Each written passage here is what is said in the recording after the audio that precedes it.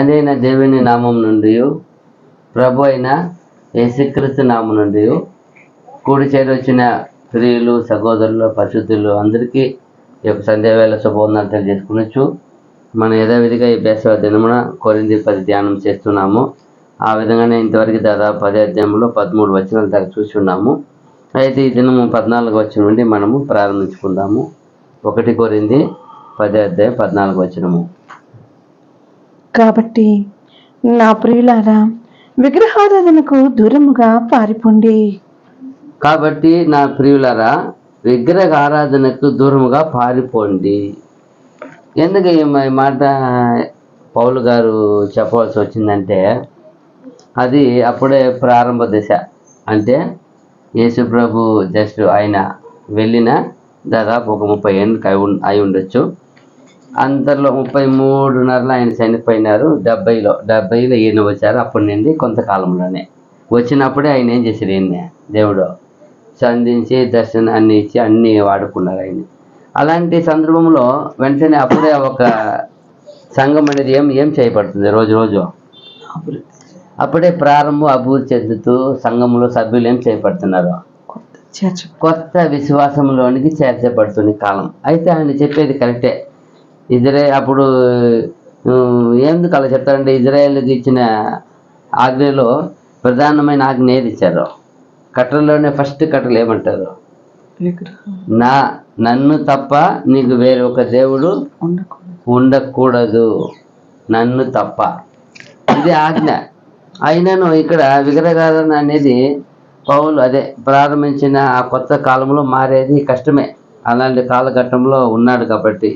అయితే ఈరోజు మనము చూసేటప్పుడు మనం ఏమనుకోవచ్చప్ప అంటే, విగ్రహారాధన అంటే ఒక రాళ్ళు, ఒక చెట్టు, ఒక బంగారు, వెండి, ఇంకా ఇత్తడి, చాలా ఉలోగాలు ఏమంటారు దాన్ని, ఖనిజాలు కదా, అన్ని వస్తువులతో తయారు చేయబడిన, ఈరోజు నవరత్నం అంటారు, అది అంటారు కదా, అన్నీ చేయబడిన వాటిని మొక్కేదే విగ్రహారాధన అనుకుంటున్నారు.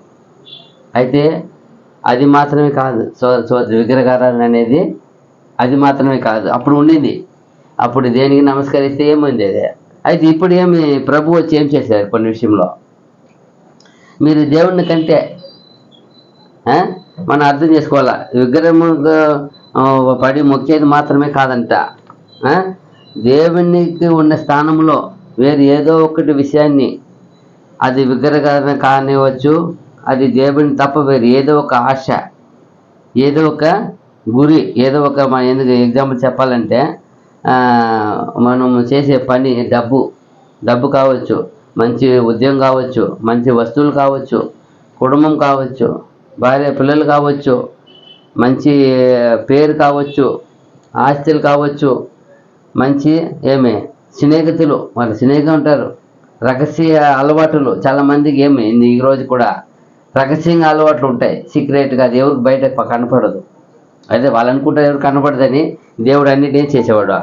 ఇలాంటి ఏ ఒకటిని దేవుని కంటే ఏది దానికి నువ్వు ప్రాధాన్యత ఇస్తావు, నీ ఆశ ఇచ్చలు అనుపుకోలేక, ఓర్చుకోలేక, సహించలేక, భరించలేక, తట్టుకోలేక, ఏదంతా దేవుని కంటే దేన్ని ప్రేమిస్తావో, దేన్ని నువ్వు ప్రాణంగా దాన్ని ఎక్కువ చేస్తావు, అదే విగ్రహారాధన. దేవుని స్థానంలో ఏదో ఒక ఆశ, దేవుని వాక్కు కన్నా, దేవుని చెప్పిన కట్టదిడ్డాల కన్నా ఒక లా ఇచ్చారు. ఆ లా చట్టదిడ్డానికి దేనికైనా మీరు దాన్ని మీరు ఏదో ఒకటి మిమ్మల్ని వెంటాడుతున్నారంటే అది అది విగ్రహారాధన. ఈరోజు చాలామంది ఉన్నారు కదా, దేవుడు ఎంతో చక్కగా మీరు పరిశుద్ధనమును ఖచ్చితంగా ఆచరించాలా అంటారు. అయితే దేవుని కంటే ఏం ముఖ్యం? వాళ్ళకి పని ముఖ్యమైపోయింది. పని, చర్చకి రావడం ఇంపార్టెంట్ లేదనిపిస్తుంది. అప్పుడు దేవుని ఆజ్ఞని ఎక్కడ నెరవేర్చినట్టు అయిపోయింది. అప్పుడు దేన్ని ప్రేమిస్తున్నారు, దేని మీద గురి కలిగి ఉన్నారు? మా కష్టాలు. ఆ రోజు కూడా ఇజ్రాయేల్ అదే చెప్తున్నారు, ఆయన మీరు 6 దినం పని చేయండి, 7 దినం పని చేయపాకండి, మీకు కావాల్సిందని నేనేం చేస్తాను. అయితే వాళ్ళు ఎక్కడ కూర్చుకోవద్దండి, చేర్చుకోవద్దండి అని చెప్తారు, ఆహారం కురిపించి అది చెప్తారు. అయితే వీళ్ళు యథావిధిగా ఏం చేస్తారు? యథావిధిగా అంటే అలవాటు అయిపోయినారు. ఈ రోజుకి ఈ రోజుకి అట్లాగే ఉంది. విగ్రహారాధన అంటే ఏదో ఒక మనం పోయి ఏ రాళ్ళు ఏ ఒక విగ్రహానికి ముఖము. అయితే ఏదో ఒకటి మన మనసులో ప్రేమించేది, డబ్బుని ప్రేమించేది, డబ్బు అవసరం. అయితే అవసరం కొరకు దేవుణ్ణి విడిచిపెట్టేది, దేవుని ఆజ్ఞను మీరేది, విశ్రాంతి దినంను విసర్జించేది, వదిలిపెట్టేది. అప్పుడు దేని ముఖ్యంగా పోతున్నారు? డబ్బు కావాలా? అప్పుడు ఎలా? ఇదిదా విగ్రహారాధన అండి. దేవుని ఆజ్ఞను మీరడమే ఏముంది? పాపం ఉంది. అప్పుడు దేవుని ఆజ్ఞ అతిక్రమించడం పాపం. అప్పుడు ఇది అతిక్రమించేదే కదా. విశ్రాంతి దినం పాటించు, దాన్ని కూడా మార్చారా? నియమించి ఆయనే కదా ఈ దినాన్ని నియమించి ఇచ్చారు కదా. ఆదివారము ఒక విశ్రాంతి దినం అని దేవుని బిడ్డలు కానీ ఏర్పాటు చేశారు కదా. కానీ దాన్నే పాటించకపోతే అదిదా. దేవుని కంటే ఏదో ఒకటి విషయాన్ని మీరు దేన్ని మీరు ఆశీర్వాదించి ఏది ప్రేమిస్తారో అదే విగ్రహారాధన. అదే ఇక్కడ చెప్తున్నారు. ఆ కాలంలో కాబట్టి నా ప్రియులారా విగ్రహమునకు దూరముగా పారిపోండి అన్నారు. ఎందుకు పారిపోండి అన్నటప్పుడు వాటిని అనుసరిస్తే ఏమవుతుంది? వాళ్ళని నిలబడితే ఏమవుతుంది? వాటి శుభం వచ్చేస్తుంది. నిలిచి చూస్తామంటే అదిదా. మనం జాగ్రత్తగా ఉండాల ఈ విషయంలో. ఏదో ఒకటి దేవుని వాక్యం నుండి మనం తొలగిపోయి ఏదో ఒకటి అనేసేది, ఏదో ఒకటి ఆ సంతోషం, ఏదో ఒక అల్ప స్వల్ప సంతోషం అంటారు, ఆ దాన్ని ఎందుకు ఇష్టపడేది. అప్పుడు ఏమైపోతుంది? దేవుణ్ణి విడిచిపెట్టినట్టే కదా. అదిదా చెప్తున్నాడు ఇక్కడ. ఏదో ఒకటి నాకంటే ఎక్కువ అందుకే ప్రభులు అది చెప్పేశారు. నాకంటే మీరు ఏది ఎక్కువ ప్రేమించినా మీరు ఎవరు కారు? నా శిష్యులు కాలేదంటారు. నాకంటే ఎక్కువ ప్రేమిస్తే నువ్వు నా శిష్యులు నేరడు అవుదు అనేసినారు. నా కొరకు సమస్య ఏం చేయమన్నారు? ఉపేక్షించి అన్నారు. తాను ఏం చేయమంటున్నారు? ఉపేక్షించి. నిన్ను కూడా చాలా మంది ఎవరి ప్రేమిస్తారు? తానేం చేసుకుంటారు? ఎక్కువగా తాను ప్రేమించుకుంటారు కదా. నేను ఒక చిన్న వాళ్ళకి బాధ కలిగినా ఏం చేయలేరు. ఈసారి రాలేదు సంఘానికి ఏమంటారా? గోరంతా తగిలి ఉంటే కొంత అంతగా చెప్పారనమాట. ఏమంటే అయ్యో పెద్ద ముళ్ళు గుచ్చుకునిందా, అడుగు నడవలేకపోతున్నాను. మళ్ళీ చూస్తే ఫంక్షన్లు ఉంటారు. ఎట్లా అంటే కార్లు వచ్చేస్తాం అంతే. అప్పుడు ఎలా? అప్పుడు నాకంటే దేని మీద నీకు ప్రేమ ఉంది? చాలామందికి ఫంక్షన్ అంటే చాలా క్లాస్కి కనపడడం అంటే చాలా ఆశ. అది చూడండి, అదే ఇక్కడ చూస్తున్నారు. నాకంటే ఎటువంటి ద్వితీయోపదేశకాండము 4:23 చూసినప్పుడు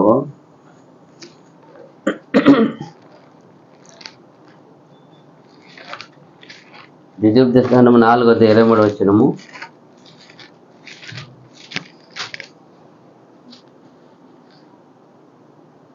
మీ దేవుడైన యెహోవా మీకు ఏర్పరిచిన నిబంధనను మరచి నీ దేవుడైన యెహోవా నీకు ఆజ్ఞాపించినట్లు ఏ స్వరూపము కలిగిన విగ్రహమునైనను చేసుకొనకుండునట్లు మీరు జాగ్రత్త పడవలెను. ఏ ఒకటైనా సరే, ఆయన కలిగించిన ఏ ఒకటైనా సరే జాగ్రత్త పడు అంటాడు. చేసుకోకూడదు, ఏం చేయకూడదు, వాటికి నమస్కరించకూడదు, ఏమి చేయకూడదు, జాగ్రత్త పడాలి. అది చెప్తున్నాడు. చాలా జాగ్రత్త చెప్తాను. అప్పుడు ఈరోజు స్నేహం చాలా మందికి, చాలా స్నేహం అంటే చాలా ఎంత స్నేహితులు అంటే ఏమీ వద్దు, ఆయనే ఉండట్టుగా అంత స్నేహం. అయితే ఈ రోజుల్లో స్నేహం ఎలా ఉంది? మోసం చేసే స్నేహం ఉంది. ఒకరేం చేసేది అర్ధాంతంగా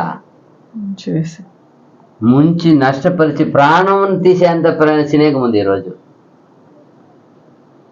ఈరోజు వాక్యాన్ని యేసుప్రభు అంత స్నేహం. యేసుప్రభు కంటే స్నేహించి ఉన్నారా భూమిలో?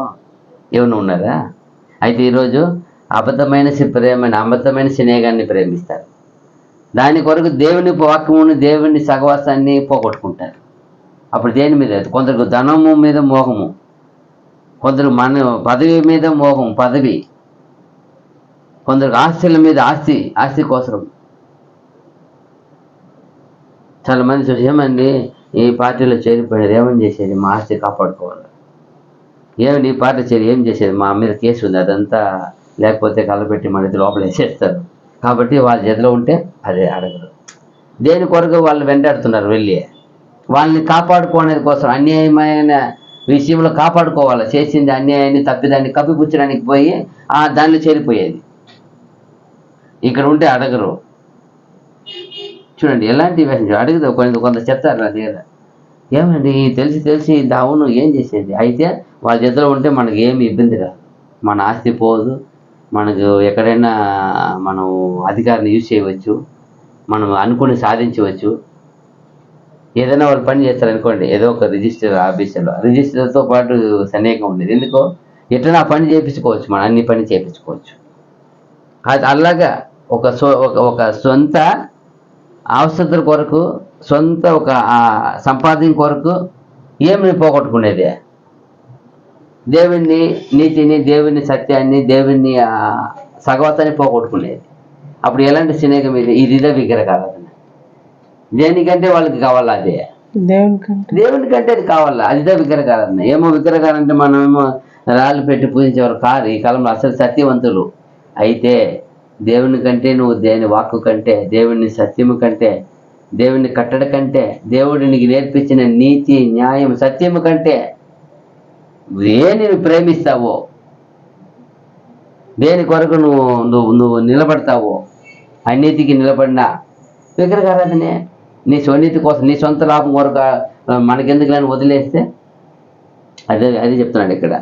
2 కొరింథీ 6:16-17 వచనాలు. 2 కొరింథీలు రాసిన పత్రిక 6వ అధ్యాయము 16-17 వచనాలు. దేవుని ఆలయమునకు విగ్రహములతో ఏమి పొందిక మనము జీవము గల దేవుని ఆలయమై ఉన్నాము. మనమే ఏమై ఉన్నాము, జీవము గల దేవుని ఆలయమే సేరి చేశారు. ఈ ఆలయము పోయి ఇప్పుడు వేరే ఒకటిని ప్రేమిస్తుందంటే ఇది ఆలయంగా ఉంటుందా? ఆనాడు వచ్చి యేసు ప్రభువు వారు ఆలయంలో చూసి, ఏమిది నా ఒక తండ్రి ప్రార్థన మందిరాన్ని ఏం చేసి ఉన్నారు మీరు, దొంగలు. అలాగే ఇప్పుడు ఇదేని చూసి అంటున్నారు దొంగలు గుగాని. మనల్ని చూస్తే ఏంది ఇది, ఆయన వచ్చి నేను ఎలా ఆలయంగా దీన్ని దేవుడు నా తండ్రి నియమించి ఉంటే పుట్టించి దేని కొరకు పుట్టించారు ఈ ఒక దేహముని. దేవుని ఆలయముగా ఉండాలని, దేవుని ఒక నీతి ఏం చేయాలని, నివాసం చేయాలని, నీతి పరిపాలించాలని, నీతిని అవలంబించాలని, నీతిని చూపాలని, నీతిని అనేకలతో నేర్పాలని, అది ఇది ఆలయంగా ఉండేది. దాన్ని ఏర్పరిచారు. అయితే ఏమైపోయింది ఈరోజు, యేసు ప్రభు వచ్చి అలాంటి ఎలా చూసి అన్ని దొల్లించి ఎత్తుకుపోమన్నారు. ఆ రీతిగా పరిస్థితి ఈరోజు ఈ ఆలయంగా చేసిన వాటిని విశ్వాసులు వాళ్ళే దొంగలకు ఒక్కొక్కగా చేసి పెట్టేస్తున్నారు. వాళ్ళ సొంత ఆశ కొరకు, ఆశ ఇచ్చల కొరకు, కోరికల కొరకు, ఒక సొంత సునీతి లాభం కొరకు, ఒక మంచి కొరకు. దానివల్ల కొన్ని నష్టపోతాము. నష్టపోయేదట నీతి న్యాయం పోయినా పర్వాలే, మనకు అన్యాయం అనిపించే పర్వాలేదు, మన కొరకు ఉండేది. నీతి న్యాయం మాట్లాడకపోతే, నీతి న్యాయం నిలబడకపోతే ఎట్లా అవుతావు మంచివాడు, ఎలా విగ్రహారాధన అయిపోతావు? అదే విగ్రహారాధన. ప్రేమించేది ఆయన ఎంత బాగా అంటాడు గురుదేవుడు, మీరు జీవం గల దేవుణ్ణి ఆలయమై ఉన్నారు. అప్పుడు ఆలయంగా చేశారు. ఈరోజు విగ్రహారాధన అంటే దేన్ని ప్రేమించేది. తర్వాత యోహాను 1 యోహాను పత్రిక 5:21.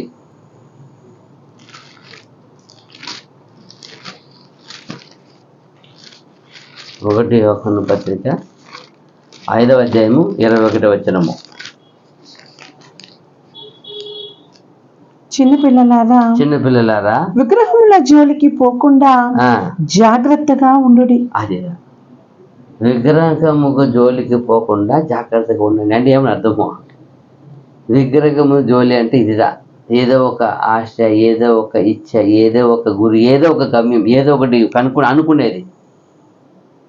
వాస్తువులు శాస్త్రాలు చెప్తున్నట్టు ఈ కలరు, ఈ రంగు, ఈ చెప్తా, మరి అదే ఈరోజు పాటించుకునేది.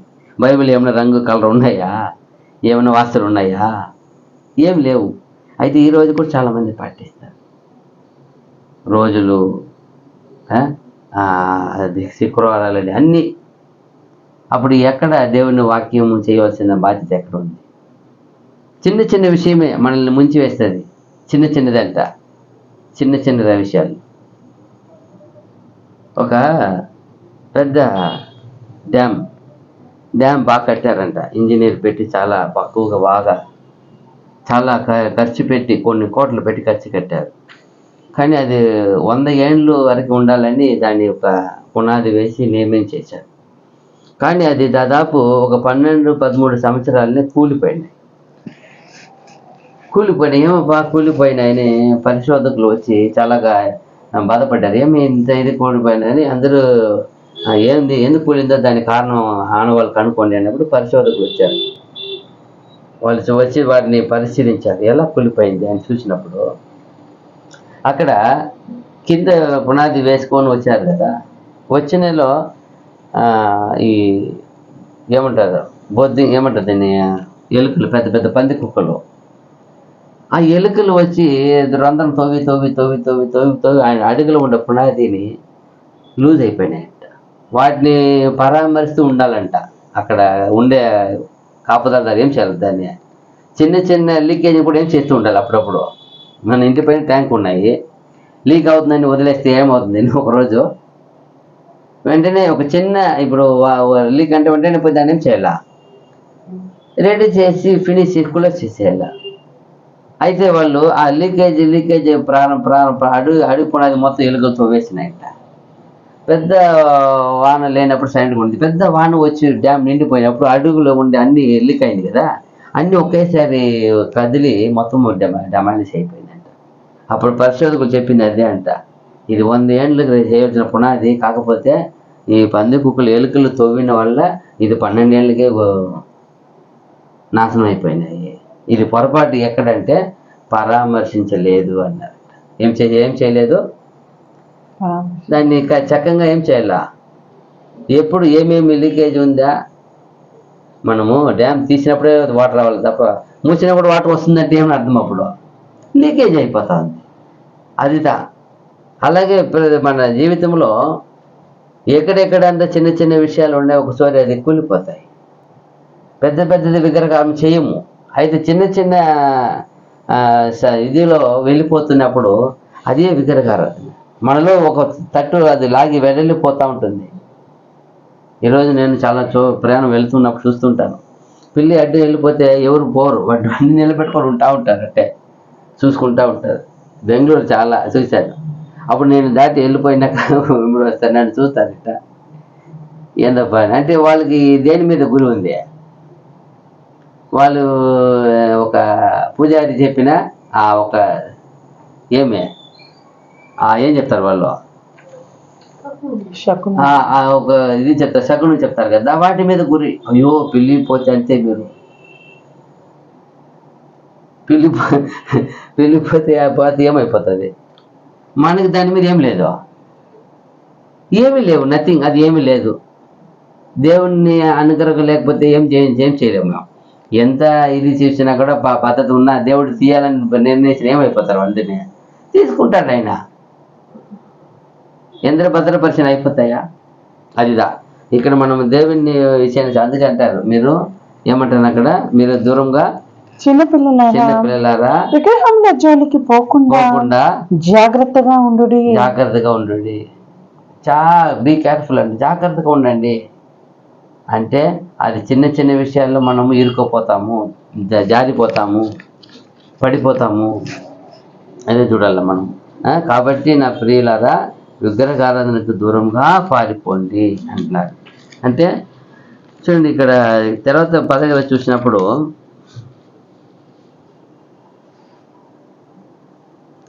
1 కొరింథీ 10:15 బుద్ధిమంతులతో మాట్లాడినట్లు మీతో మాట్లాడుచున్నాను, నేను చెప్పు సంగతిని మీరే ఆలోచించుడి. చూసారా, బుద్ధిమంతులతో మాట్లాడినట్టు మీతో మాట్లాడుచున్నాను, నేను చెప్పు సంగతిని మీరే ఆలోచించుడి. ఇక్కడ కొరింథీయులు ఎప్పుడు కానీ తమ్ముని గురించి ఎప్పుడు కానీ గొప్ప బుద్ధిమంతులని జ్ఞానులని వాళ్ళకి ఎప్పుడు ఒక ఆలోచన, వాళ్ళకి చాలా గొప్ప గర్విష్ఠులు కూడా చెప్పాలంటే. మాకు తెలియదా, అక్కడ ఎప్పుడు కానీ కొత్త విషయానికి ఏదైనా కొత్త సంగతి వస్తే కొత్తమైన ఏమైనా కాలక్షేపణలు, బోధనలు, తమాషాలు ఏదైనా ఉంటే దానికే ప్రాముఖ్యత ఇస్తారంట. కొత్త విషయానికి ఫస్ట్ అంటారు వాళ్ళు. ఏదైనా కొత్తగా సంభవించాలా, ఏమైనా జరగాలంటే వాటికి వాళ్ళు అందరూ వచ్చేస్తారంట. ఆ కాలంలో చెప్పాలంటే ఈ ఒక ఏమంటారు దాన్ని, సర్కస్ లాంటిది. ఆడ వచ్చినప్పుడు వాళ్ళే ముందు ఉంటారట. కొత్త విషయం చేస్తారు కదా, ఇప్పుడు చేస్తారు కదా ఏదో కొన్ని విద్యలంతా. ఆ కాలంలో ఆ విద్యలు అందుకే అక్కడ చూసినప్పుడు చాలా సందర్భాల్లో ఎవరు ఉంటారు అక్కడ, గారెడి విద్యగాలు ఉంటారు అక్కడ, ఆ సోది చెప్పేవాళ్ళు ఉంటారు. ఎందుకంటే దాని మీద వాళ్ళకి ఎక్కువ ఏముంది, గురి దాని మీదే. ఏం చెప్తారా కొత్తగా ఏమైనా బోధనలు, సంభాషణలు, వాదనలు. వాక్కువాదం అంటే వాళ్ళకి చాలా డిబేటింగ్ అంటాను ఈరోజు. ఇక్కడ కాదంట, అక్కడ ఎక్కువ అంట కొరింథీ పట్టణంలో. ఆ డిబేటింగ్ గురించి చాలా వింటారంట. దానికే వాళ్ళు టైం స్పెండ్ చేస్తారంట. ఎక్కువ స్పోర్ట్స్ ఆటలు, ఎక్కువ మల్యుద్ధాలే అంట. ఒకటి ఏం చేసుకునేది, ఎక్కడో ఫైటింగ్, యుద్ధం, ఒకరొకరు బలాబలం తెలుసుకునేది అంత ఎక్కువ ఆడ. జ్ఞానము, అలాగే వాక్కువాదం ఏమంటే ఎవరు జ్ఞానంగా మాట్లాడతారు, అలాంటి విషయానికే వాళ్ళు ముందు ఉంటారంట. అట్టేటప్పుడు పౌలు అందుకే వాళ్ళని చూసి కరెక్ట్గా అంటున్నాడు. ఇక్కడ పౌలు గారు ఏమంటున్నారు, నేను జ్ఞానం కలిగిన వాళ్ళతో, బుద్ధిమంతులతో మాట్లాడుతున్నాను అంటారు. ఎందుకు పౌలు ఇలా మాట్లాడతారు అన్నప్పుడు, పౌలు ఒక ఉద్దేశము వాదన పెట్టుకునేది కాదు ఆయన ఉద్దేశం. వాళ్ళతో వాదించుకోవాలని కాదంట. మారుగా వాళ్ళు ఆలోచించి ఆ విషయాన్ని ఆలోచన పుట్టించే విధముగా ఆయన ఉద్దేశం ఉందంట. ఆలోచన పుట్టాలంట, వాళ్ళు విశ్వసించినట్టు పుట్టే విధంగాను పౌలు తన మాటలు మన అధికారంతో అంగీకరించాలని కాదంట. నేను చెప్పేది మీరు వినాలా, మీరు విశ్వసించాలా అనేది కాదంట. ప్రతి ఒక్కరు కూడా, ప్రతి విశ్వాసి కూడా పూర్ణ ఆలోచనతో, పూర్ణ విచారణతో, పూర్ణమైన పరిశీలనతో వాక్యాన్ని గైకొనాలని ఆయన ఉద్దేశం అంట. ప్రతి వాళ్ళు మీరు ఏం చేయండి, వాక్యాన్ని పరిశోధించి వాటిని పరిశీలించి వాటిని విచారించి పూర్ణ హృదయంతో మీరు ఏం చేయండి, దేవుని వాక్యాన్ని అంగీకరించండి అనేదంటే ఆయన ఉద్దేశం. ఏదో నేను చెప్తున్నాను మీరు వినాలనే వాదన కాదంట, అలాంటిది పెట్టుకోడంట. మారుగా ప్రతి ఒక్కరు కూడా ఆలోచన పుట్టించే విధంగా ఉంటుందంట. మీరైనా ఆలోచించండి అప్ప, మీకు దేవుడు ఏమి ఇచ్చారో. ప్రతి వారికి దేవుని అనుగ్రహం ఉంది కదా, ఆ ఆలోచన పుట్టించే విధంగా ఉంటుందంట. నేను చెప్పేది గొప్ప జ్ఞానము మీరు వినండి అని కాదంట. అందుకే ఆ మాట అంటారంట వాళ్ళతో, నేను బుద్ధి మంత్రులతో మాట్లాడినట్టు మీతో మాట్లాడుతున్నాను అంటారంట. అన్నప్పుడు చూసినప్పుడు ఇక్కడ జ్ఞానం కలిగిన వాళ్ళంటే లోకరీతైన జ్ఞానం కాదు. మనం కూడా ఇక్కడ జ్ఞానం రెండు విధంగా ఉంటుంది. ఎక్కడ జ్ఞానం ఉంది, అదే లోక జ్ఞానం ఉంది, దేవుని జ్ఞానం ఉంది.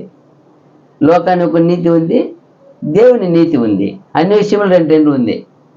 దేవునిది అనేది చాలా పర్ఫెక్ట్, మహాపరిశుద్ధం ఉంది, శుద్ధం ఉంది, పరిశుద్ధం ఉంది. అలాగే దేవునిలో లోకానికి ఏదైనా నీతి అంటారు. వాళ్ళు అనుకునేది ఏమి, వాళ్ళు చేసేది ఏమి, వాళ్ళు తలంచేది, వాళ్ళు అన్ని నీతి అంటారు.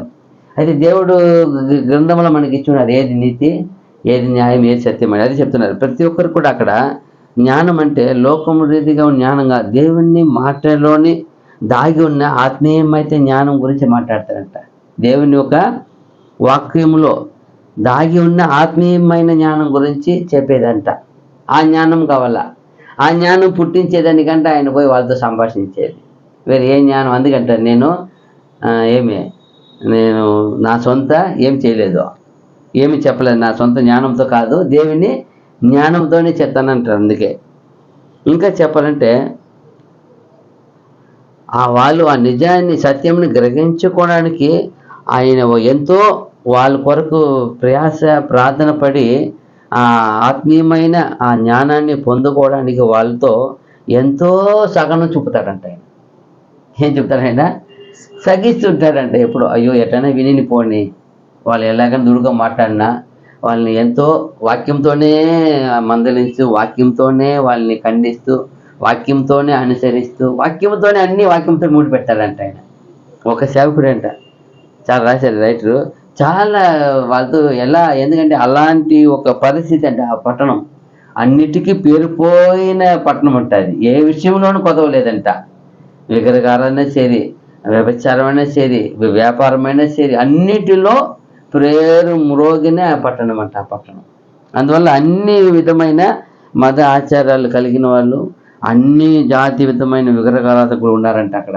అందువల్ల అక్కడ సువార్త చెప్పడం ఈయనకి చాలా కఠినంగా ఉండిందంట, చాలా కష్టకరంగా ఉండిందంట, ఒక్కొక్కసారి చాలా దుఃఖకరంగా వేదనకరంగా ఉందంట. ఎందుకు వెళ్ళిపోతామని కూడా అనిపించిందంట. ఒకసారి వెళ్ళిపోతున్నారు కదా ఆయన, ఒకసారి ధూళిపి ఏం చేస్తాడు ఆయన. అప్పుడు ప్రభు వచ్చి ఏం చేస్తారు, ఆయనకి ఏమి ఇస్తారు, నాకు ఇక్కడ అనేకులు ఉన్నారప్ప, ఇక్కడ ఉన్నారు. ఆ మాట కొరకు ఆయన ఎవరి మాటకు లోపడ్డారు అప్పుడు? ప్రభు ఆయనకి ఇచ్చిన దర్శనం బట్టి ఉన్నారు అక్కడ. లేకపోతే ఏం చేసేవాడు ఆయన? వాక్య ప్రకారం ధూళిపి వెళ్ళిపోయేవాడు ఆయన. ఎవరికి చెప్పింది అదంతా? అపోస్తలులకు చెప్పిన వాక్య ప్రకారం చూడండి ఆయన.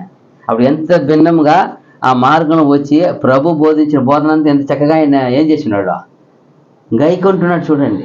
అది అంటున్నాడు, ఆయన అయితే ఎప్పుడో వెళ్ళిపోవాల్సిందంట ఈ పట్టణం. అయితే వాళ్ళు దేవుణ్ణి ఎలాగైనా నిజంగా అయినా ఆ దేవుణ్ణి గ్రహించుకోవాలని, ఆ జ్ఞానాన్ని వాళ్ళు ఉపయోగించాలని, దాని కొరకు వాళ్ళని ఎంతో ఓపికతో నిరీక్షణతో ఎంతో అయినా సాత్వికంగా వాళ్ళతో ప్రవర్తిస్తారంట. ఆనాలం ఆ జ్ఞానంతో పరిశీలనగా సరిగా మంచి ఒక ముగింపుకు రండి అని వేడుకుంటాడంట. మీరే ఏం చేయండి, మీరే పరిశీలించండి, మీరే పరిశోధించండి, వాటిని అయితే మీరు పరిశీలన మీ సరి అయిన ఒక ముగింపుకు రండి చెప్తారంట. అయితే మనం దేనిని మనం నమ్ముచున్నాం ఈరోజు? మనం దేన్ని నమ్ముచున్నామో దాని గురించి మనకు తెలివి, మనకు ఒక స్థిరత్వము, మనం ఒక ధ్యాన వాక్య పరిశోధన మూలముగానే దాన్ని ఎంత చేయవచ్చంట. మనం దేవుని ఒక వాక్య పరిశీలన లేకపోతే ఏం చేయలేము. దేన్ని, ఏది నిజమో, ఏది అబద్ధమో, ఏది సత్యమో అవంతా ఏం చేయలేము, మనం నిర్ధారించలేము. దేన్ని బట్టి నిర్ధారించవచ్చు? మాట్లాడుతున్నప్పుడు ఏదో ఒక వాక్యం పొరపాటు అయినా కూడా మనము జ్ఞానము దేవుని ఒక వాక్య పరిశోధన ఉంటే వాళ్ళు ఏం చేయవచ్చు, దాన్ని గ్రహిస్తారు కదా. అదే అంటున్నాడంట, నేను చెప్పే సంగతి కూడా మీరు నమ్మవద్దండి, మీరు వాక్యములో ఏం చేయండి, మీరు చూడండి అంటాడంట ఆయన. బుద్ధిమంతులతో మాట్లాడినట్టు మీతో మాట్లాడుతున్నాను, నేను చెప్పు సంగతిని మీరే ఆలోచించుడి. అంతేమని అర్థమో, మీరే ఏం చేసేయండి, దాన్ని పరిశోధించండి అనమాట. మీరే దాన్ని ఆలోచించండి, దాన్ని సరి చేసుకోండి, చూడండి మీరే. నేనేమన్నా కల్పన కథలు లేనిపోని మీరు చెప్పలేదు. ఫస్ట్ వచ్చి ఈయన వాక్యం కూడా విన్నారంట, ఈయన కొత్తగా చెప్పే ప్రసంగాలు విన్నారంట. విన్న తర్వాత వాళ్ళకి ఏమి అయిపోయింది, వాళ్ళు కొంతకాలం తర్వాత వాళ్ళకి ఈయన నచ్చలేకుండా పోయింది. ఎందుకంటే ఈయన అన్నింటిలో ఎలా ఉంటుంది, కొన్ని కింద వాక్య ప్రకారం ఖండించేదే ఉంటుంది, నీతి సత్యాన్ని అనుసరించమంటుంది. అది వాళ్ళకి ఏమైపోతుంది, కట్టుదిట్టమంటారు. వాక్యం ఏం చేస్తుంది, మనిషిని ఏం చేయాలి, అన్నిట్లో ఏం చేయాలా, ముఖ్యంగా కట్టుదిట్టం. అన్నిటికీ ఏముంది, హద్దు, లిమిట్స్. అది అంతా వాళ్ళకి నచ్చదట. అందువల్ల వాళ్ళు విడిచారంట. యోబు 34:2-3 చూస్తే, యోబు గ్రంథము 34:2-3 వచనాలు.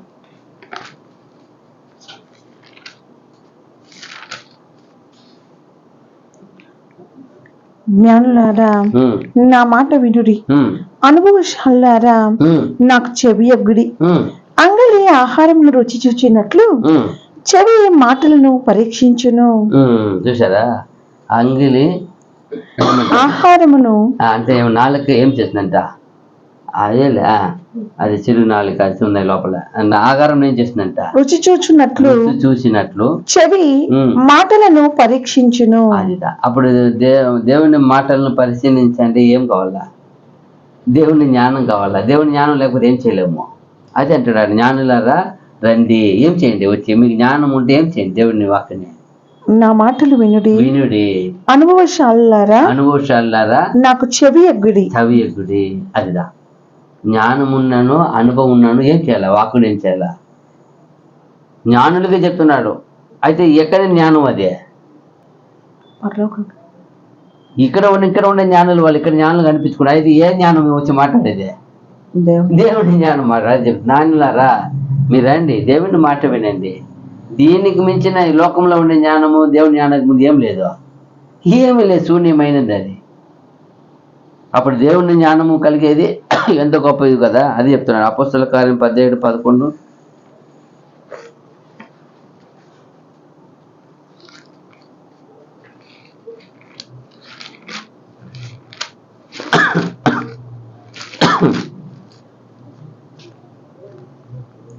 మీరు ఉమ్, వీరు ఉమ్, తెస్సలోనికలో ఉన్న వారి కంటే ఉమ్. గనులై ఉండిరి కనుక గనులై ఉండేది గనుక ఆసక్తితో వాక్యమును అంగీకరించి ఉమ్, పౌలును శీలయును చెప్పిన సంగతులు ఉమ్. అలాగున్నవో లేవో అని ప్రతి దినమును లేఖనములు పరిశోధించుచు వచ్చిరి. చూసారా, ఈ బెరయ పట్టణస్థులు వాళ్ళు ఏం చేసేవారంట, పౌలు శీలలు ఎంత గొప్ప దేవుణ్ణి ఏర్పరిచి గొప్ప సేవకులు, గొప్ప సేవ చేసిన వాళ్ళు, ఆ వాళ్ళు చెప్పే సంగతిలో అలా ఉన్నవో లేవని ఏం చేశారంట, వాక్యములు ప్రతి పరిశీలించారంట. దినమును ప్రతి దినమును లేఖనములు పరిశోధించుచు వచ్చిరి. అది దాంట్లో ఇక్కడ చెప్పేది ఈయన. నిజముని మీరు గ్రహించుకున్నట్లు మీరు మీకు బుద్ధిని వాడండి. నేను పౌలు గారు చెప్పే కొటేషన్ ఏమంటే, సత్యాన్ని గ్రహించుకున్నట్లు మీ బుద్ధిని వాడండి. చాలామంది ఈరోజు జ్ఞానాన్ని దేనికి వాడుతున్నారు, తెలివిని దేనికి వాడుతున్నారు, వాళ్ళ పరిశోధన ఎవరి మీద చేస్తున్నారు, పక్కన సహోదరుని మీద చేస్తారు, సహోదరుని మీద చేస్తారు. అందువల్ల వాళ్ళ మొత్తం లైఫ్ టైం ఎక్కడ ఉంది, మొత్తం ఎవరిని చూస్తున్నారు, మనుషులను చూసి లెక్క పెడుతున్నారు.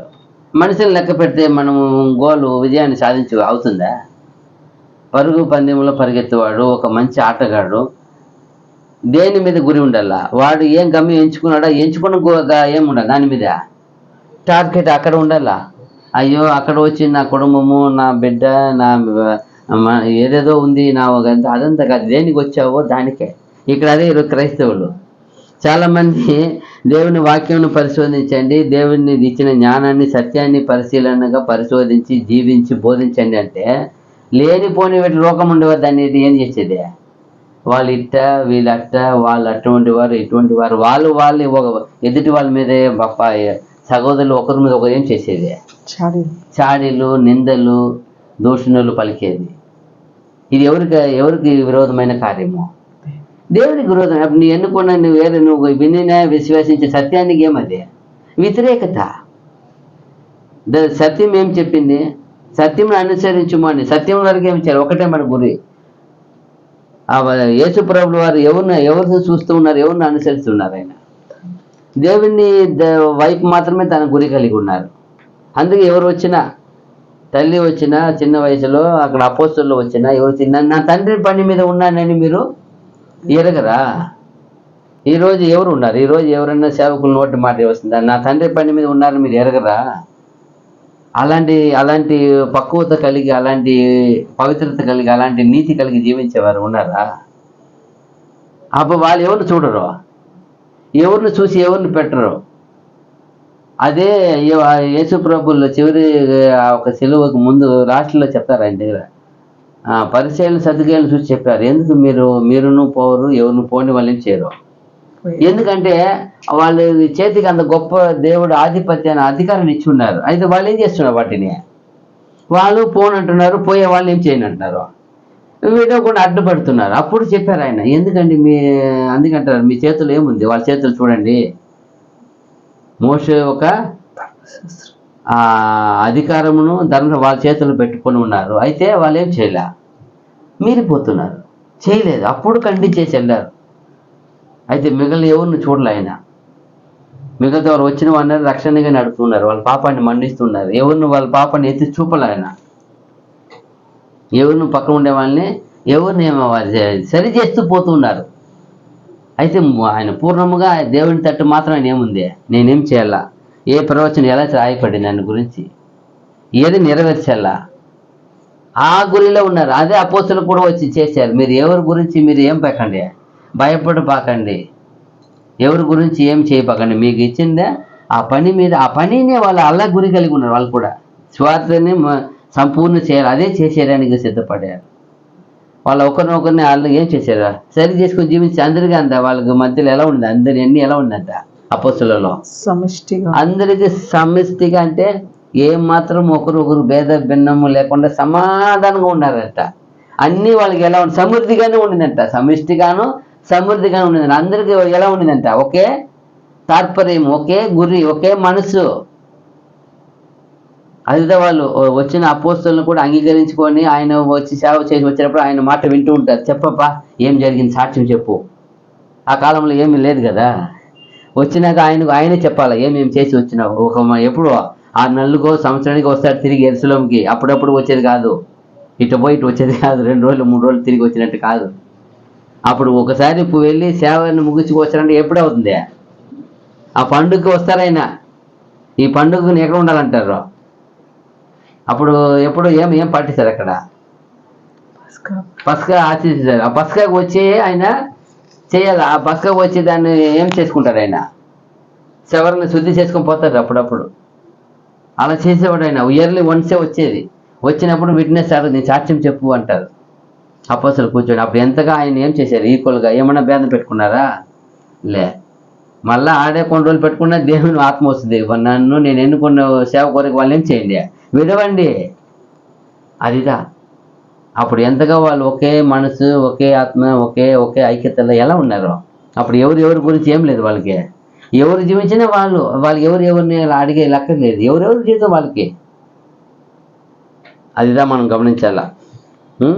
చూడండి, ఎఫెసీ 5:10.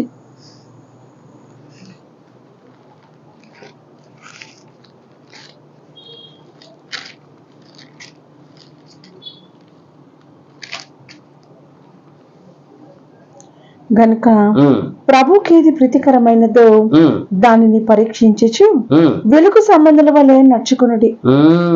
ఏమంట? గనుక ప్రభుకి ఏది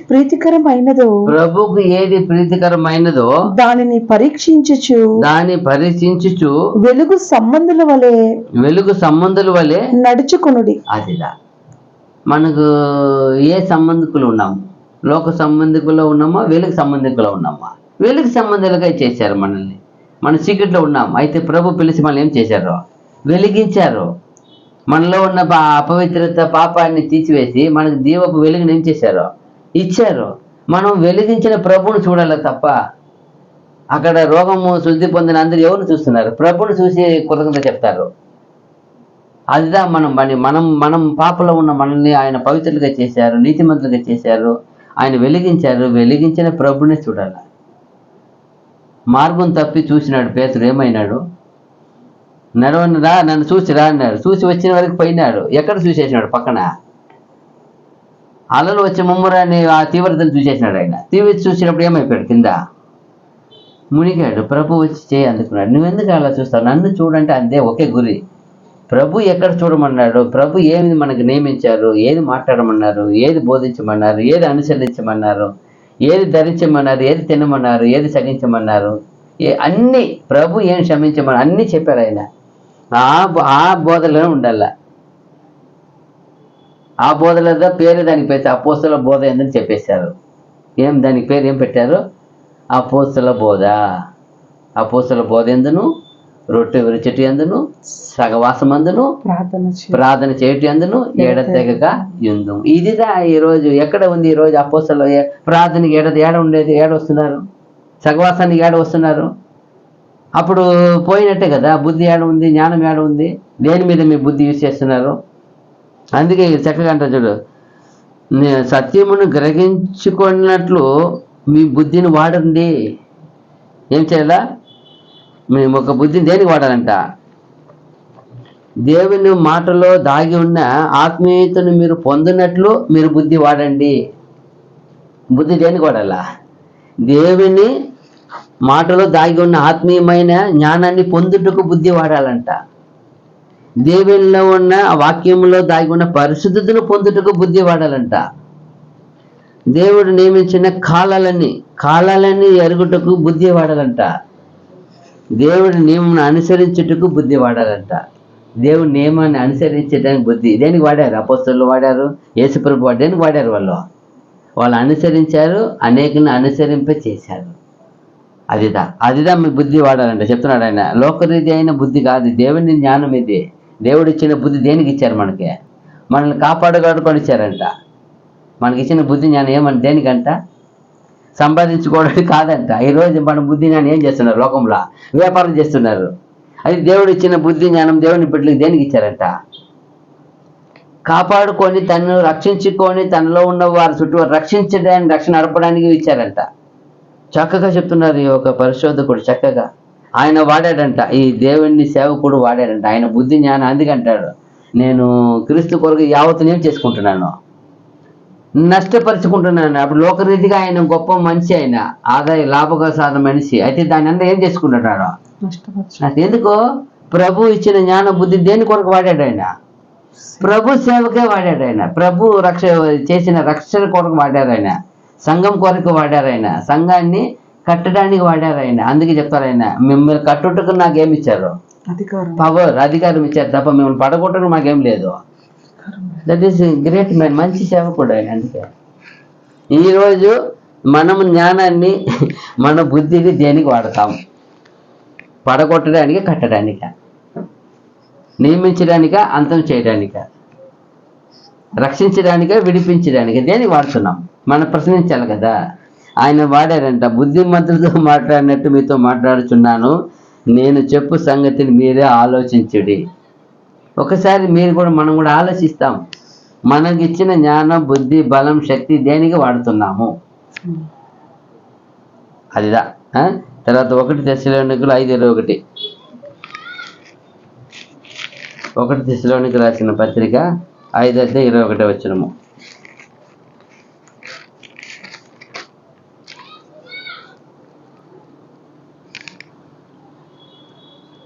ప్రవచించుటకు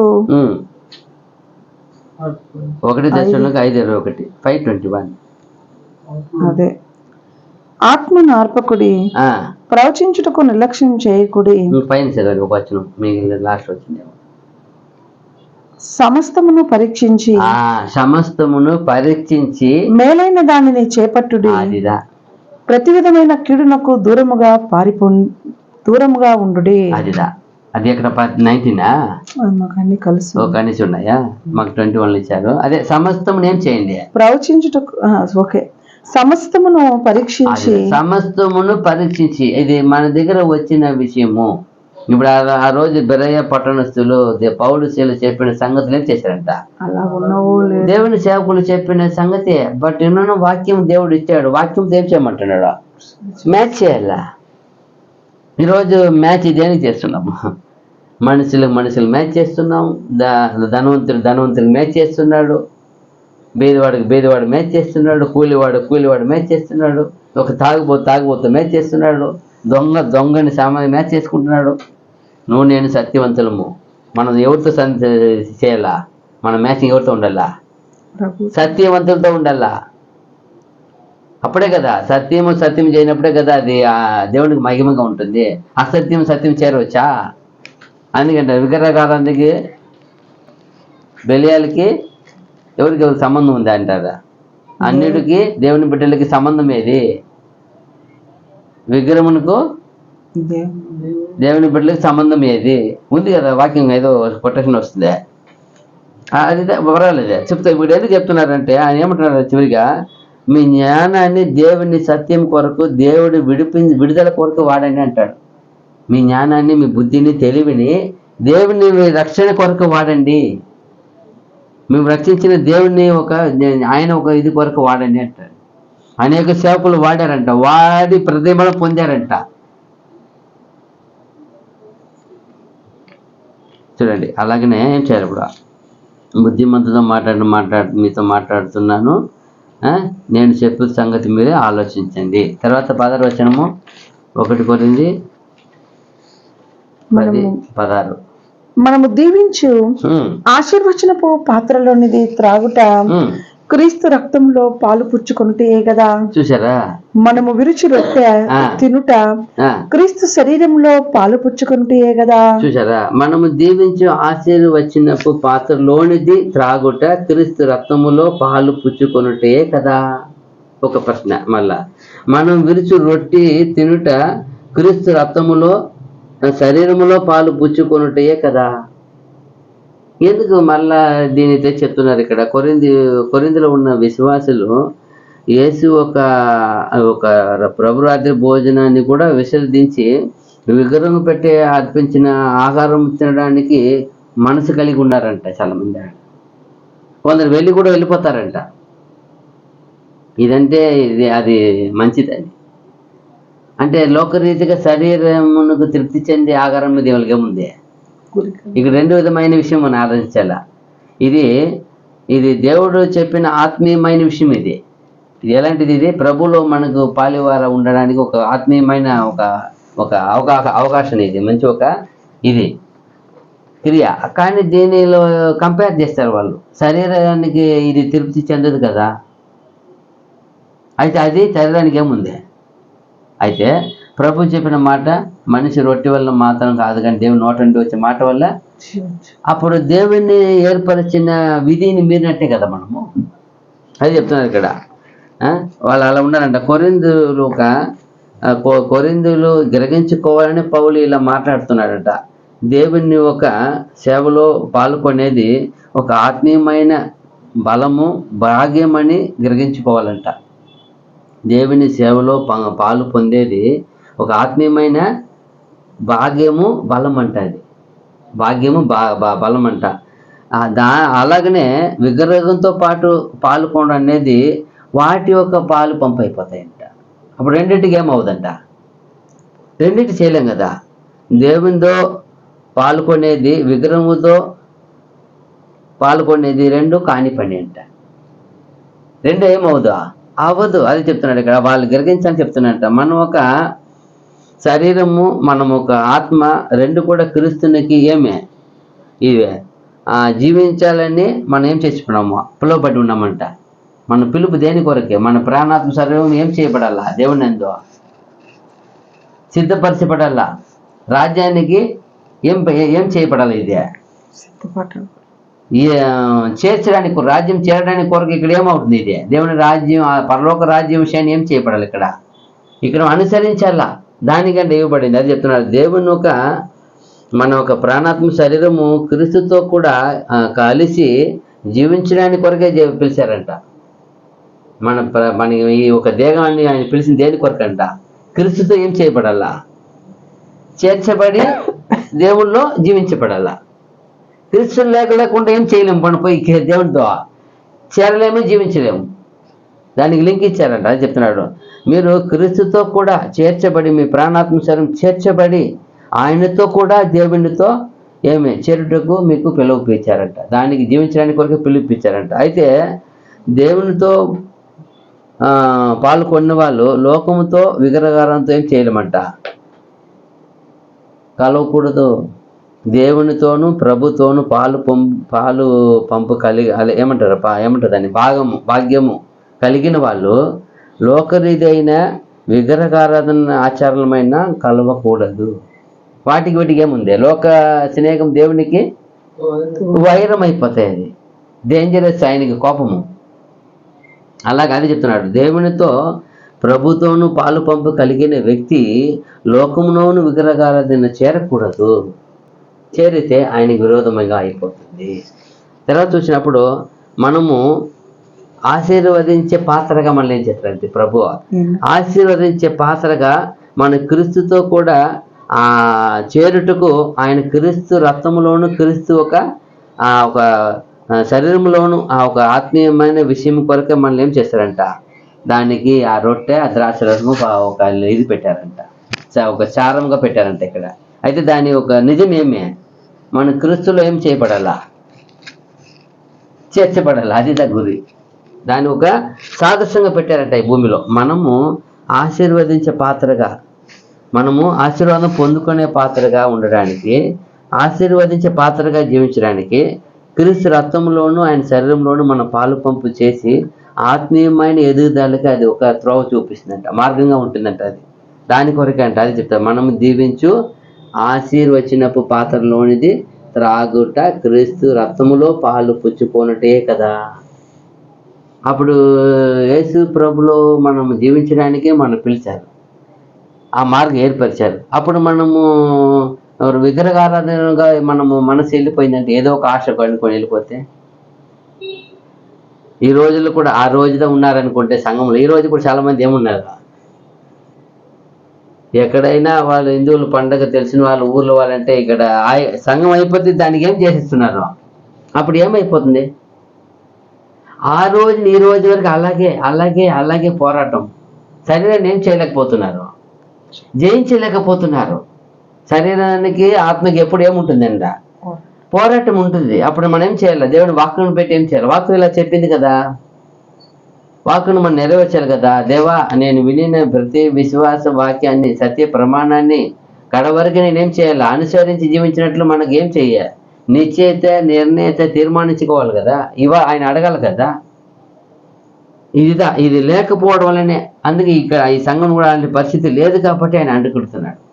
మీరు ఎంత గొప్ప ఆశీర్వదింపు పాత్రలో మీకు ఇచ్చి ఉంటే మీరు అల్పమైన పాపమైన విషయానికి జారిపోతారా? ఆయన ప్రశ్నిస్తున్నాడు. 2 ప్రశ్న వేస్తున్నాడు. ఏం వేస్తున్నాడు? మనము దీవించు ఆశీర్వచనపు పాత్రలో త్రాగుట క్రీస్తు రక్తంలో పాలు పుచ్చుకుంటే కదా. మీకు తెలీదా? ఆ పరమోన్నతమైన పాలు పంపులో పాలేవారని తెలీదా మీకు? మనము విరుచు రొట్టె తినుట క్రీస్తు శరీరంలో పాలు పుచ్చుకుంటే కదా. చూసారా? ఆయనలో ఐక్యమై సంగముగా ఉన్నామనే విషయాన్ని మర్చిపోతున్నారా మీరు?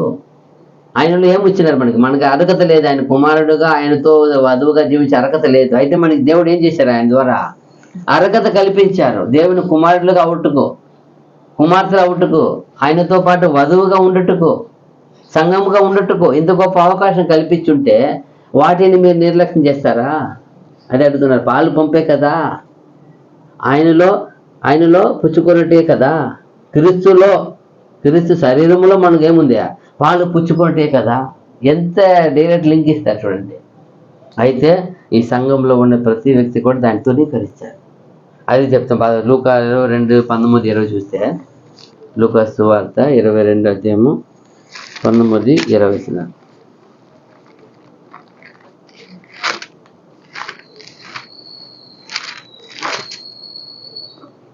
22:19-20. పిమ్మట ఆయన రొట్టె పట్టుకుని కృతజ్ఞతాస్తుతులు చెల్లించి దాన్ని విరిచి వారికిచ్చి, ఇది మీ కొరకు ఇయ్యబడుచున్న నా శరీరము, నన్ను జ్ఞాపకం చేసుకుంటకు దీన్ని చేయుడని చెప్పాను. అప్పుడు ఆయన జ్ఞాపకం చేసుకునే అంత గొప్పమైన విషయం వాడు జరిగి ఉండగా, ఆయన వాటిని ఇచ్చి ఉండగా వీళ్ళేం చేయలేదు. వాటిని జ్ఞాపకం చేయలేదు కదా. అప్పుడు ప్రభు నందు వాళ్ళకి ఏమి లేదు, ప్రేమ లేదు. ప్రభు అందు వాళ్ళకి ఏమి లేదా, విశ్వాసత లేదు. ఆయన ఎందుకు పొందబోయే ఆ ఒక ఉన్నతమైన ఆశీర్వాదం మీద ఏం లేదు వాళ్ళకి. గురి లేదు, అన్నీ లేదు. ప్రేమ లేదు, విశ్వాసం లేదు.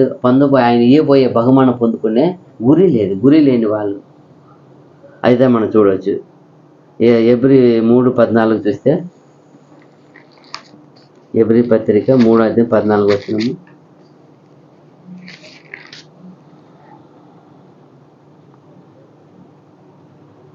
నేడు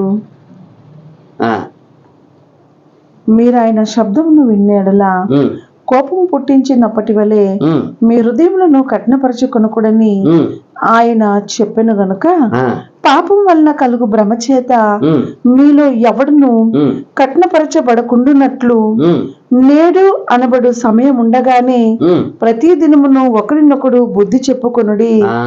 ఏలైనగా మొదటి నుండి మనకున్న దృఢ విశ్వాసము అంతం మట్టుకు గట్టిగా చేపట్టిన ఎడలనే క్రీస్తులో పాలివారమై ఉందుము. మనం మొదట ఉన్న దృఢ విశ్వాసం అంత మట్టుకు చేపట్టిన వారమైతే క్రీస్తులో పాలివారమై ఉందుము. క్రీస్తులో పాలివారం ఉండే అంత మట్టుకు ఏం చేయాల? ఏదో మనకు ఒక రోజు కలిగింది, నాకు విశ్వాసత వచ్చింది, తీర్మానించుకున్నాను, జ్ఞానస్థానం పొందుకున్నాను, బాప్తిస్మం పొందుకున్నాను, పేరు మార్చుకున్నాను అనే కాదంట. అంత మట్టుకు ఏం చేయాలి? ప్రతి దినం ఏం చేయాలా?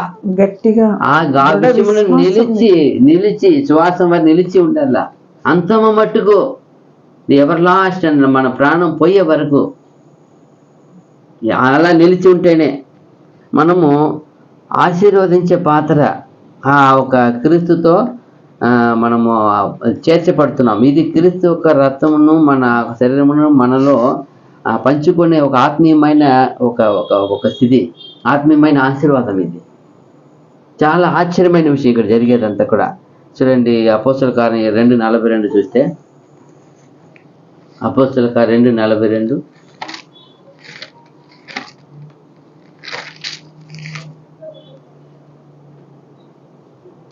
వీరు ఉమ్, అపోస్తలుల బోధ ఎందును ఉమ్, సహవాసమందును ఉమ్, రొట్టె విరుచుట ఎందును ఉమ్, ప్రార్థన చేయుట ఎందును ఉమ్. ఎడతెగక ఉండిరి. అయిదా ఇదేళ్ళు ఉండాలా. ప్రతి విశ్వాసి కూడా దేవుని బిడ్డలు ఏం చేయాలా, మనం ఆశీర్వదించే పాత్ర, ఆశీర్వాదం పొందుకోయే పాత్ర అని అలా ఉండకుండా ఇలా ఉండాల. ప్రతి విషయంలో ప్రభు ఎలా చెప్పి ఏర్పరిచిన విధంగా ఉండాల.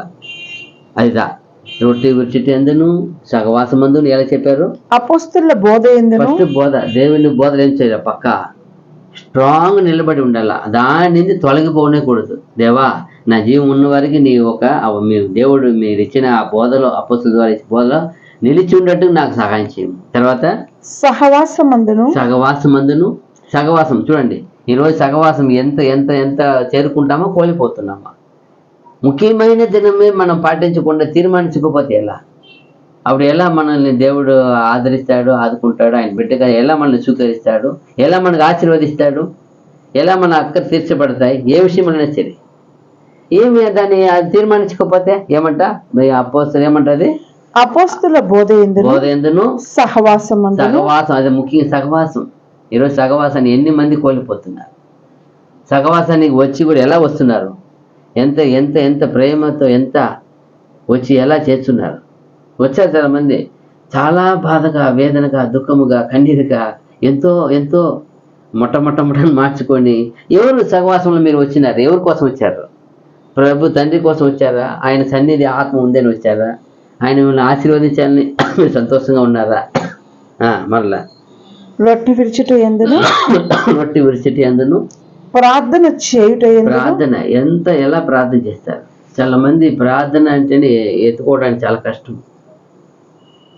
మనం 20 ఏళ్ళ ముందు 25 ఏళ్ళ ముందు పెరిగినప్పుడు ఎవరు అంటే పోటీ అక్కడ ప్రార్థన చేయడానికి. అంతగా ఎంత ఉత్సాహం!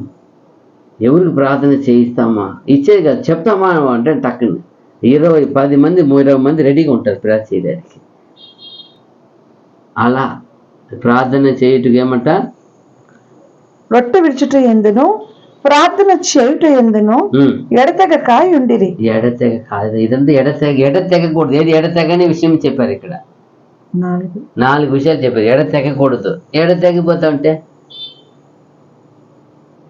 దేవుణ్ణి ఏం లేదు, బోధ. దేవుని బోధల్లో నిలిచి ఉండేది లేదు, సహవాసంలో ఉండేది లేదు, రొట్టె విరుచుట లేదు, రొట్టె విరుచుట లేదు. రొట్టె అంటే చాలా మంది బల్లలో చేయి పెట్టరు, మళ్ళా ప్రార్థన చేసేది లేదు. 4 విషయాలు క్రైస్తవ జీవితంలో లేకపోతే క్రైస్తవుడిని ఎలా అనిపించుకుంటారు?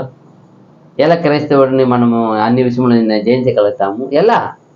ప్రార్థన అంటే చాలా మంది 5 నిమిషాలు చేస్తారో 10 నిమిషాలు చేస్తారో తెలియకుండా పోతారు. ప్రార్థన చేయమంటే భయం. వేరే మన జీవం ఎందుకు, మన దేహం ఎందుకు ఇచ్చిన దేవుని మహిమపరచడానికి కదా. అది మనము దాన్ని అలవాటు పడాలి. అడగాలి, ఆయనే అడగాల. నేను నీ బిడ్డగా ఈ భూమిలో ఈ జన్మ దేనికి ఇచ్చావు? ఈ జన్మ ద్వారా ఇది ఏం మహిమపరచాలి? నేను ఏమి చేసి నీకు నీ దగ్గర నేను బహుమానం పొందాలి. ఎలాగైనా నీ బహుమానం పొందుటకు ఇక్కడ ఏం పని చేయాలా? వాళ్ళంతా చేశారు చూడండి, ఈ సేవకులంతా. అందుకంటారు వాళ్ళ పని ఏమి, నేను మంచి పోరాడి తిని నీతి కిరీటము ఏమి విశ్వాసం కాపాడుకుంటుని నా కొరకు నీతి కిరీటము ఉంచబడి ఉంది. కన్ఫర్మ్ చేసి, ఎందుకంటే ఆయన మంచి పోరాటం, అంత పోరాడి మనము అడుగుతామా, దేవా నీకు ఇచ్చిన ఈ జన్మ, ఈ ఒక ప్రాణాత్మ శరీర అవయవం ఈ భూమిలో ఎలా నీ పని చేసి నీ జీవం పొందాలా? నీ జీవం పొందడానికి ఎలా పని చేయాలా? నన్ను వాడుకో, నాకు ఆ పని ఇవ్వము, ఆ ప్రార్థన శక్తి ఇవ్వము, అదంతా కూడా నీ సహవాసంలో ఎలా ఎదగాల? ఎలా అడిగి ఆయన వైపే చూడాలి, అడగాల. అది ముఖ్యమైన విషయం. తర్వాత యోవాను సువార్త, యోవాను పత్రిక 1:7, 1 యోవాను 1:7, 1 యోవాను 1:7. అయితే ఆయన వెలుగులో ఉన్న ప్రకారము మనమును వెలుగులో నడిచిన ఎడల మనము అన్యోన్య సహవాసము గల వారమై ఉందుము. చూసారా? అప్పుడు ఆయన కుమారుడైన యేసు రక్తము ప్రతి పాపము నుండి మనలను పవిత్రులనుగా చేయును. చూసారా? ఎప్పుడు చేయను? ఆయన వెలుగులోనున్న ప్రకారం మనం ఏం చేయాలా? వెలుగులో ఉంటే. ఆయన మనకు వెలుగు లేదు, ఆయన వెలుగులో నుండి మనకు వెలుగు ఇచ్చాడు కదా. ఏమంట? అయితే ఆయన వెలుగులోనున్న ప్రకారము మనమును వెలుగులో నడిచిన ఎడల మనము అన్యోన్య సహవాసము గలవారమై అన్యోన్య సహవాసం ఎప్పుడు వస్తుంది? ఆయన వెలుగులో నడిచినట్టు మనం నడవాలా. మనకి ఇచ్చున్నాడు, ఆ అక్క ఇచ్చున్నాడు, వచ్చి మనకు వెలిగించారు. వెలిగించి మీరు అన్యోన్య సహవాసం నడవండి అని. అందుకే ఇందాక చెప్పారు కదా, సహవాసం అందును. అన్యోన్య సహవాసం ఇది, ఆత్మీయమైన సహవాసం ఇది, సత్య సహవాసం ఇది. ఎన్ని విషయాలకి గొప్ప గొప్ప ఫంక్షన్లు కూడా లీవ్ వేసేస్తారు. అయితే యుగలోకంలో అప్పు తీసుకు సంఘం అంటే లీవ్ వేయరు. సంఘం అంటే అన్నీ ఆపేసి వెళ్ళిపోతారు. అదేమన్నా పరలోకం పోయే సంఘమా? యుగంలో ఒక అపస్సు తీసేది. అయితే దానికి ముఖ్యత ఇస్తారా? ఈ సంఘానికి ఏమి ఇవ్వలేదు. ఈరోజు ముఖ్యత ఇచ్చేది లేదు చాలా మంది. ఈ పరలోక దేవుని సంఘానికి ముఖ్యత ఇలా. యుగలోకంలో ఉన్న ఒక మనుషులు కూడుకునే సంఘానికి ఏముంది? అలా ఇంపార్టెంట్ ఉంది. అయ్యో మా పోకపోతే అంతే కట్టేస్తారు. అయితే ఇక్కడ దేవుని ఇది ఎలాంటి సంఘం ఇది? పరలోకానికి మనం చేర్చే సంఘం ఇది. ఇక్కడ వచ్చి మనం అట్నుంచి ఈ దేవుని దగ్గర మనం నిరూపించకపోతే, మనం ఆయన్ని శుద్ధించకపోతే, ఆయన సహవాసంలో మనము దేవుని దగ్గర మెప్పు పొందకపోతే నా బిడ్డని ఎలా రుజువు అవుతారు? ఎలా చాలామంది ఎలా పోగలుగుతారు? చేయలేము. అదే చెప్తున్నాడు ఇక్కడ. చూసారా? మన దీవించు ఆశీర్వచనపు పాత్రలోని త్రాగుట క్రీస్తు రక్తములో పాలు పుచ్చుకొనటే కదా. మనం విరిచి రొట్టి తినుట క్రీస్తు శరీరములో పాలు పుచ్చుకొనటే కదా. ఆ పాలు పంపులో మనం ఉండాలంటే ఇవంతా లింక్ ఉంది. సహవాసం ఉండాలా, సంఘం ఉండాలా, ప్రార్థన ఉండాలా, విరిచిట ఉండాలి, రొట్టి విరిచిట్లో ఉండాలా, అన్నిట్లో ఉండాలా. అది లేకుండా ఎలా అయిపోతుంది? చూడండి తర్వాత వచనము 1 కొరింథీ 10:17. మనమందరము ఆ ఒకటే రొట్టెలో పాలు పుచ్చుకొనుచున్నాము. రొట్టె ఒకటే గనుక అనేకులమైన మనము ఒక్క శరీరమై ఉన్నాము. చూసారా? అనేకులమైన మనం ఒక్క శరీరమై ఉన్నాము. ఎంత బాగా మళ్ళీ వివరించి చెప్తున్నారు. అక్కడ పైన చెప్పింది పుచ్చుకుంటే కదా మనం ఇచ్చే క్వశ్చన్ ఇచ్చారు. ఇక్కడ కొంచెం వివరిస్తున్నారు.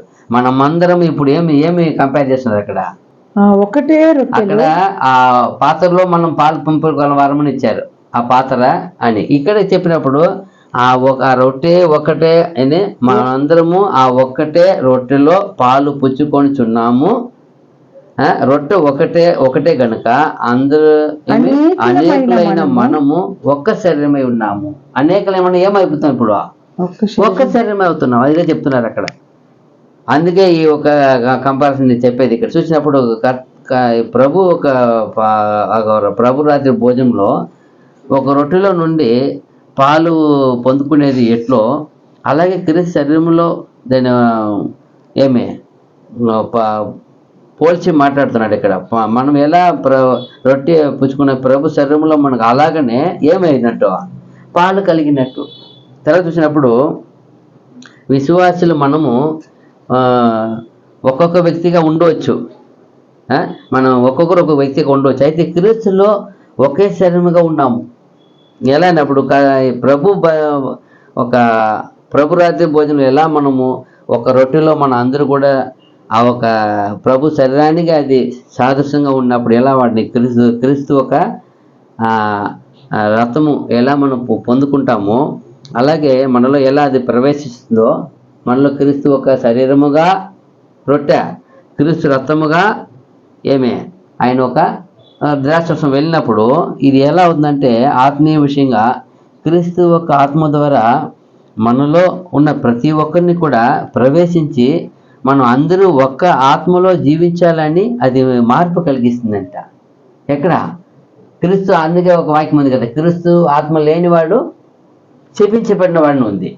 అప్పుడు మనలో ఈ ఒక క్రియ ఎప్పుడైతే యేసుప్రభు శరీరంగా రొట్టెను యేసుప్రభు రక్తంగా ద్రాక్షను పాలు పుచ్చేటప్పుడు ఆ ఒక రొట్టెలో నుండి ఎలా అది క్రీస్తు శరీరంగా మార్చబడి మనలో వెళుతుందో, మనలో దేవుని ఒక ఆత్మ, ప్రభు ఒక ఆత్మ వెళ్ళి మనం అందరము ఏకముగా జీవించడానికి అది మార్పు కలిగిస్తుందంట.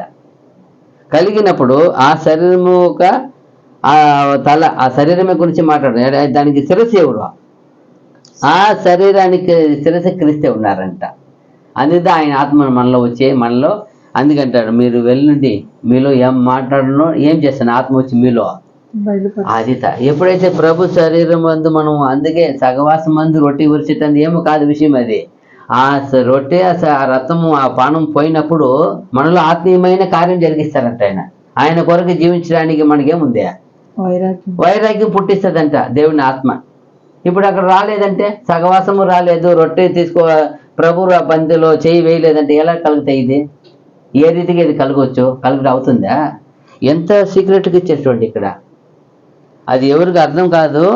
నిజమైన దీని భావం ఏమంటే ఎవరైతే యేసుక్రీస్తు శరీరముగా వాళ్ళని పాలు పంపు కొంటారో వాళ్ళను దేవుని ప్రభు ఆత్మ వచ్చి వాళ్ళని ఆ క్రీస్తు ఒక శరీరానికి శిరస్సుకి లోబడి జీవించినట్లు తను తాను మనం సిద్ధపరచుకుంటాయంట.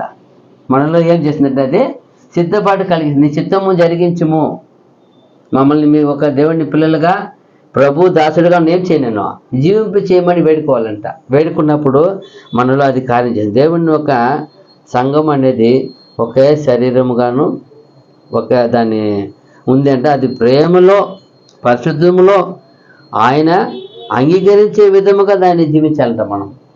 దేవుని సంఘం అనేది దేవుని ఒక సంఘం అనేది ఒక్క శరీరముగాను గ్రహించి ప్రేమ యందును పరిశుద్ధత యందును ఆయన మనల్ని అంగీకరించే విధంగా మనం జీవించాలంట. జీవించినప్పుడు ఆయన మనల్ని అంగీకరిస్తారంట, ఆశీర్వదిస్తారంట. ఎంత బాగా చూసారా? అందుకే చెప్తాం మనమందరము ఆ ఒకటే రొట్టెలో పాలు పుచ్చుకొనుచున్నాము. రొట్టె ఒకటే గనుక ఆ రొట్టె ఆయన అనేకులమైన మనము ఒక్క శరీరమై ఉన్నాము. చూడండి ఎలా అవుతున్నామంటే ఆయన ఆత్మ వచ్చి మనల్ని ఏం చేస్తుంది? మనల్ని అందరినీ సిద్ధపాటు చేస్తుంది. అందుకే వాళ్ళు ఆ బెందకొచ్చిన అందరికి ఎలాంటి మనసు ఉండింది? ఒకే ఏక మనసు ఎందుకు ఉండిందంటే ఈ ప్రభు ఒక అన్ని విషయంలో వాళ్ళు పాలు పంపు కలిగి ఈ ప్రభులో ఉన్న ప్రభు ఆత్మ వచ్చి అందరిని ఏం చేసింది? ఒకే హృదయంగా ఒకటే పెట్టేసింది. అలాగే మనం కూడా సిద్ధపడాలా, ప్రిపేర్ అవ్వాలా. సిద్ధపడకపోతే చూడండి రోమ 12:4-5 వచనాలు ముగిస్తాం మనము. రోమ 12:4-5.